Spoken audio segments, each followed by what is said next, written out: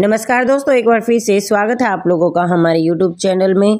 दोस्तों, कब्जा वापस पाने की मांग किए बिना स्वामित्व की घोषणा के लिए मुकदमा तब सुनवाई योग्य नहीं है जब वादी के पास कब्जा न हो। सुप्रीम कोर्ट का बड़ा बयान। सुप्रीम कोर्ट ने हाल ही में कानून की एक स्थापित स्थिति को दोहराया है और 1963 के विशिष्ट राहत अधिनियम की धारा 34 के तहत कब्जे की रिकवरी की मांग किए बिना स्वामित्व की घोषणा के लिए मुकदमा तब सुनवाई योग्य नहीं है जब वादी के पास कब्जा न हो।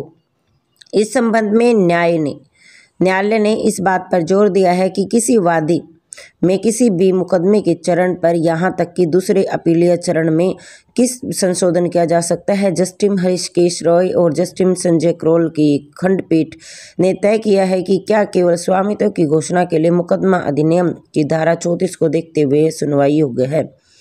ये प्रावधान की स्थिति अधिकार की घोषणा के लिए न्यायालय के विवेक की बात करता है। हालांकि यह ध्यान देना जरूरी है जिसके प्रावधान में कहा गया है, बेशर्ते कोई भी अदालत ऐसी कोई घोषणा नहीं करेगी जहां वादी केवल स्वामित्व की घोषणा से अधिक राहत पाने के सक्षम हो।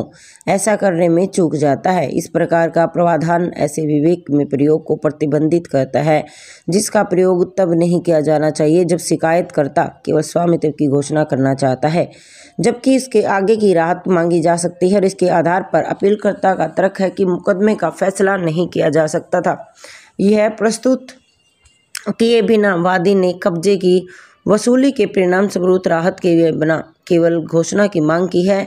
हालांकि वादी प्रतिवादी द्वारा इसका विरोध भी किया है और प्रतिवादी की ओर से कहा गया है कि कार्यवाही शुरू करने के समय वह कब्जे का हकदार नहीं था और ऐसा इसलिए था क्योंकि उस समय संपत्ति सीमित उत्तराधिकारी के कब्जे में थी और उनकी मृत्यु के बाद कब्जे की वसूली की मांग की जा सकती है।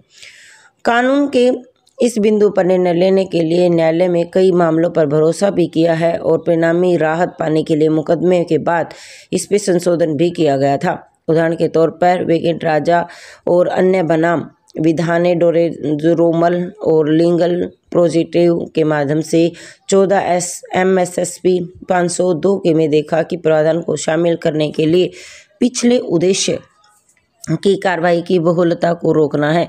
अधिकांश मामलों में केवल घोषणात्मक डिक्री गेन निष्पादन योग्य रही है और कई उदाहरणों में अगर देखें तो रेशियो डेडिटी के संकेत में न्यायालय ने कहा है कि वादी में कब्जे वसूल की राहत पाने के लिए बाद में संशोधन करने का प्रयास नहीं किया। इस प्रकार न्यायालय ने अपीलकर्ताओं के पक्ष में कानून और बिंदु पर निर्णय लेते हुए अपनी अपील को खारिज कर दी और कोर्ट में कहा कि हम ध्यान दें 2004 में जीवन संपत्ति धारक मृत्यु के बाद कब्जे की वसूली की राहत पाने के लिए मूल वादी द्वारा वाद में संशोधन का प्रयास नहीं किया जाना चाहिए। दोस्तों, ये लेटेस्ट अपडेट निकल कर सामने आई थी। कैसी लगी वीडियो कमेंट सेक्शन में जरूर बताइएगा। मिलते हैं नई अपडेट के साथ, तब तक के लिए जय हिंद, जय भारत।